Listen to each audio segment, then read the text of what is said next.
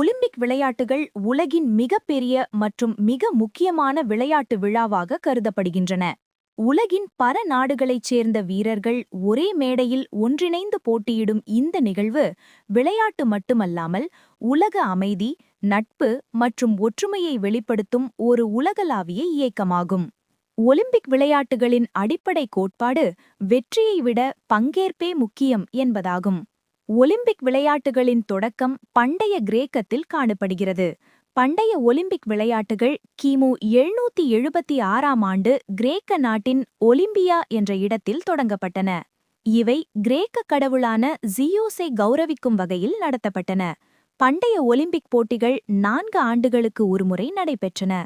அந்த காலத்தில் பெண்களுக்கு போட்டிகளில் பங்கேற்க அனுமதி இல்லை என்பதும், போர்களை தற்காலிகமாக நிறுத்தி விளையாட்டுகள் நடத்தப்பட்டன என்பதும் தேர்வுகளில் கேட்கப்படும் முக்கிய தகவல்களாகும். பின்னர் கிபி 393ஆம் ஆண்டு ரோம பேரரசர் தியோடோசியஸ் I மூலம் பண்டைய ஒலிம்பிக் விளையாட்டுகள் நிறுத்தப்பட்டன.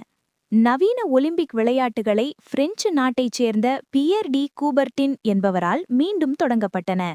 அவரது முயற்சியின் விளைவாக 1896ஆம் ஆண்டு முதல் நவீன ஒலிம்பிக் விளையாட்டுகள் ஆத்தென்ஸ், கிரீஸ் நகரில் நடைபெற்றன. இதுவே முதல் நவீன ஒலிம்பிக் விளையாட்டாகும். பியர் டி கூபர்டின் நவீன ஒலிம்பிக் இயக்கத்தின் தந்தை என அழைக்கப்படுகிறார். ஒலிம்பிக் விளையாட்டுகளை நிர்வகிக்கும் உச்ச அமைப்பாக இன்டர்நேஷனல் ஒலிம்பிக் கமிட்டி (IOC) செயல்படுகிறது. இந்த அமைப்பு 1894ஆம் ஆண்டு நிறுவப்பட்டது. IOC-யின் தலைமையகம் லோசேன், சுவிட்சர்லாந்து நாட்டில் அமைந்துள்ளது. ஒலிம்பிக் விளையாட்டுகள் 4 ஆண்டுகளுக்கு ஒருமுறை நடைபெறுகின்றன. இந்த 4 ஆண்டு காலத்தை ஒலிம்பியாட் என்று அழைக்கிறோம். தேர்வுகளில் ஒலிம்பியாட் என்ற சொல்லின் பொருள் அடிக்கடி கேட்கப்படுகிறது. ஒலிம்பிக் விளையாட்டுகள் 3 முக்கிய வகைகளாக பிரிக்கப்படுகின்றன. அவை சம்மர் ஒலிம்பிக்ஸ், விண்டர் ஒலிம்பிக்ஸ் மற்றும் யூத் ஒலிம்பிக் கேம்ஸ் ஆகும். சம்மர் ஒலிம்பிக்ஸ் முதன்முறையாக 1896ஆம் ஆண்டிலும், விண்டர் ஒலிம்பிக்ஸ் முதன்முறையாக 1924ஆம் ஆண்டு ஷாமனிக்ஸ், பிரான்ஸ் நடைபெற்றன. யூத் ஒலிம்பிக் கேம்ஸ் 2010ஆம் ஆண்டு முதல் தொடங்கப்பட்டன. ஒலிம்பிக் கொடி வெள்ளை நிற பின்னணியில் 5 வளையங்களைக் கொண்டுள்ளது. இந்த 5 ஒலிம்பிக் வளையங்கள் 5 கண்டங்களை குறிக்கின்றன. நீலம் ஐரோப்பா, மஞ்சள் ஆசியா, கருப்பு ஆப்பிரிக்கா, பச்சை ஆஸ்திரேலியா, சிவப்பு அமெரிக்கா என பொதுவாக தேர்வுகளில் குறிப்பிடப்படுகிறது. வளையங்கள் ஒன்றோடொன்று இணைந்திருப்பது உலக நாடுகளின் ஒற்றுமையை சுட்டிக்காட்டுகிறது. ஒலிம்பிக் குறிக்கோள் சிட்டியஸ் ஆல்டியஸ் ஃபார்ட்டியஸ் ஆகும். இதன் பொருள் வேகமாக, உயரமாக, வலிமையாக என்பதாகும். பின்னர் டுகெதர் என்ற சொல்லும் சேர்க்கப்பட்டது. ஒலிம்பிக் விளையாட்டுகளில் தங்கம், வெள்ளி மற்றும் வெண்கலம் என 3 வகையான பதக்கங்கள் வழங்கப்படுகின்றன. ஒலிம்பிக் உறுதிமொழி, ஒலிம்பிக் தீபம் மற்றும் தீபம் ஏந்தும் நிகழ்வு ஆகியவை ஒலிம்பிக்கின் முக்கிய மரபுகளாகும். ஒலிம்பிக் தீபம் கிரீஸின் ஒலிம்பியா நகரில் ஏற்றப்பட்டு ரிலே மூலம் நடத்தப்படும் இடத்துக்கு கொண்டு செல்லப்படுகிறது. ஒலிம்பிக் விளையாட்டுகள் சில ஆண்டுகளில் நடைபெறவில்லை.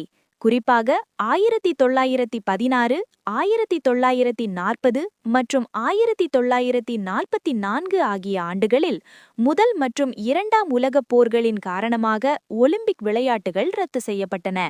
இது தேர்வுகளில் அடிக்கடி கேட்கப்படும் முக்கிய தகவலாகும். இந்தியா ஒலிம்பிக் விளையாட்டுகளில் நீண்ட வரலாற்றைக் கொண்ட நாடாகும்.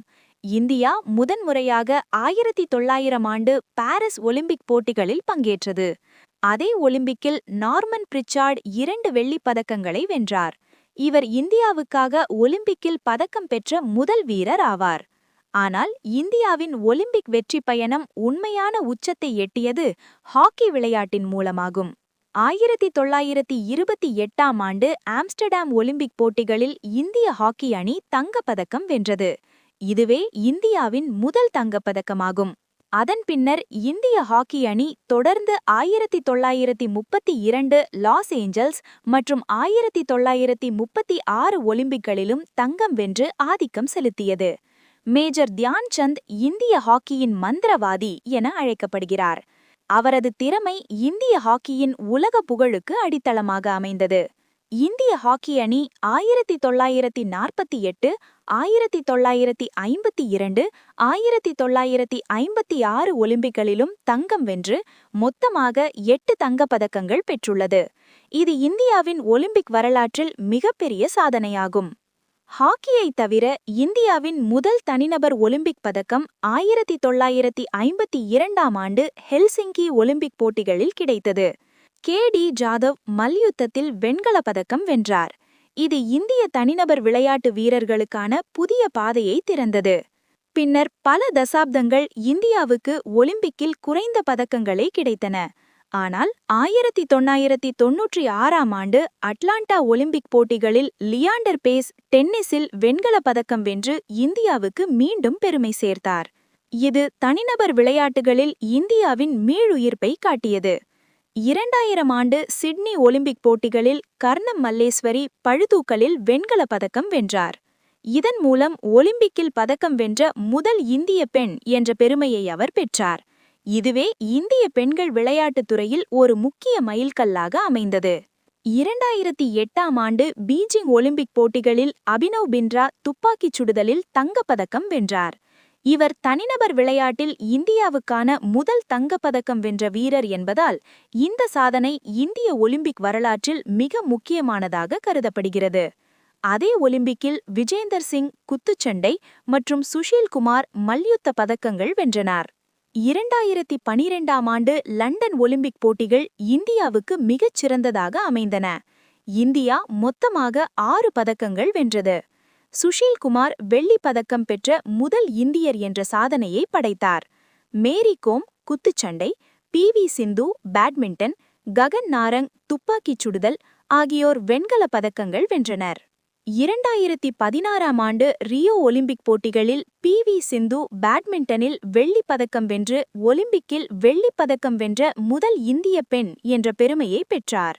அதேபோல் சாக்ஷி மாலிக் மல்யுத்தத்தில் வெண்கலப் பதக்கம் வென்று இந்திய ஒலிம்பிக் பதக்கத் தொடரை தொடர்ந்தார். 2020 டோக்கியோ ஒலிம்பிக் போட்டிகள் இந்திய ஒலிம்பிக் வரலாற்றில் மிகச்சிறந்த சாதனையாக அமைந்தன. இந்தியா மொத்தமாக 7 பதக்கங்கள் வென்றது. நீராஜ் சோப்ரா ஈட்டெறிதலில் தங்கப் பதக்கம் வென்று தடகள போட்டிகளில் இந்தியாவுக்கான முதல் ஒலிம்பிக் தங்கத்தை பெற்றார். மீராபாய் சானு பளுதூக்கலில் வெள்ளிப் பதக்கம், பி.வி. சிந்து வெண்கலம், லவ்லினா போர்கோஹேன் குத்துச்சண்டை வெண்கலம் மற்றும் பஜ்ரங் புனியா மல்யுத்தம் வெண்கலம் ஆகியவை இந்தியாவின் பதக்க வக்கியலை உயர்த்தின. மொத்தத்தில் இந்தியாவின் ஒலிம்பிக் வெற்றியாளர்கள் ஹாக்கியில் தொடங்கி மல்யுத்தம், துப்பாக்கிச் சுடுதல், பேட்மிண்டன், பளுதூக்கல், குத்துச்சண்டை மற்றும் தடகள விளையாட்டுகள் வரை விரிந்துள்ளன.